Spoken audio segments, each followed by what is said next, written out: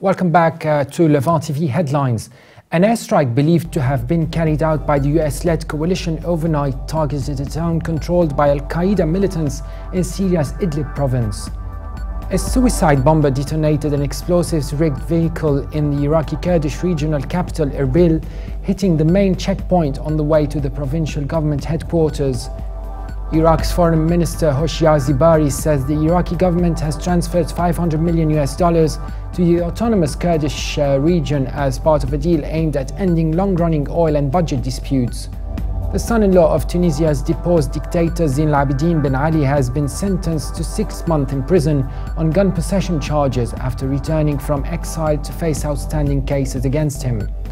And US President Joe Biden began a 5-day tour of Ukraine, Turkey and Morocco with the ongoing struggle between Kiev and pro-Moscow rebels, as well as fighting in Syria topping his agenda. And now let's have a look at top headlines in today's newspapers in the Middle East. Starting in the UAE, the Khalij Times leads reporting that the Saudi Interior Ministry said tighter security in Saudi Arabia has made it hard for the ISIS to target the government, so the militants are instead trying to incite a sectarian conflict. The paper also reports that non-Arab expatriates holding a valid UAE visa are now allowed to purchase residential plots in Sharjah on 100-year leasehold at a newly launched master development in the Emirate. The Egypt Independent leads reporting that a student protest group opposed to the Egyptian government has vowed a surprise during protests planned on Thursday as demonstrations condemning the ouster of former President Mohamed Morsi by the current regime continue at universities across the Republic. The paper also reports that movie stars have made a remarkably unprecedented appearance at the Cairo International Film Festival, which concludes its events today.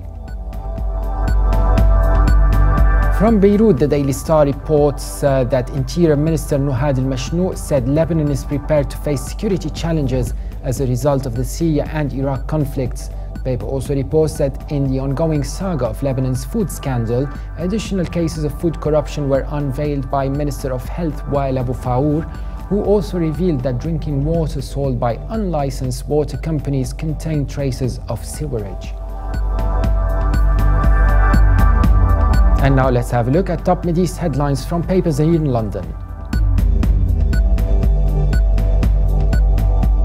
The Independent leads Middle East news reporting that Iraqi security forces have re-entered the country's biggest oil refinery at Baiji, the recapture of which would be the Baghdad government's most important military success since ISIS seized most of northern and western Iraq during the summer. ISIS fighters are reported by other sources to have now withdrawn east across the river Tigris to towns and villages that they still control.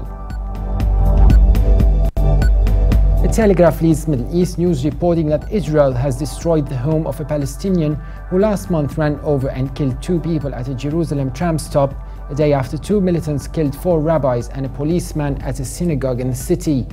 Police and military said the home of 21-year-old Abdurrahman Shaloudi was blown up before dawn.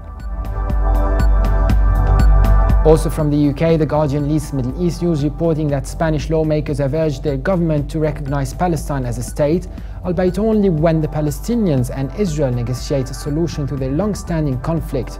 The symbolic motion, which echoes similar votes last month in Britain and Ireland, was backed by all the political groupings in the lower house after the ruling People's Party watered down the wording hours after a deadly attack on a synagogue in Jerusalem. And now let's have a look at international papers. From Germany, the Deutsche Welle reports that French President François Hollande has confirmed that a second French militant has been identified in the Islamic State. Execution video of Peter Kassig, Agnes Thibault, Le Crive of the Paris Prosecutor Office said that was a strong presumption that the second Frenchman was 22-year-old Michael Dos Santos from Val-de-Marne in the suburbs of Paris. And finally, China's Global Times reports that the Iraqi Defense Minister Khalid al-Ubaidi says his country has rejected the entry of foreign ground troops to fight against terrorism, stressing that the Iraqi army will be able to expel the Islamic State militant group from Iraq. That was it for today. For more updates, please visit our website levant.tv. Thanks for watching. Be sure to join us again tomorrow, and bye for now.